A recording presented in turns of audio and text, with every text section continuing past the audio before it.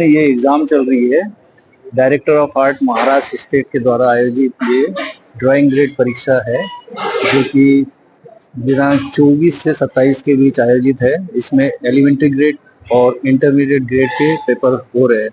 Elementary में 4 paper होते हैं, still life, memory, design, geometry. उसी प्रकार इंटरमीडिएट में भी चारों पेपर होते हैं जिसमें एलिमेंट्री क्लियर करने वाले ही बच्चे इंटरमीडिएट में बैठ पाते हैं। और ये जो सर्टिफिकेट है ये ऑल इंडिया में नौकरियों के लिए बहुत महत्वपूर्ण है।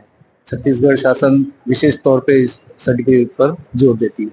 इसमें कहाँ इस वर्ष यहाँ पर कुल 187 बच्चे शामिल हो रहे हैं, जहाँ पर कला केंद्र के माध्यम से रायपुर, भिलाई, दुर्ग, राजनांदगांव, कवर्धा, बेमेतरा के बच्चे शामिल हो रहे हैं। यहाँ के कितने केंद्र से? राजनांदगांव में दीपचंद कला केंद्र,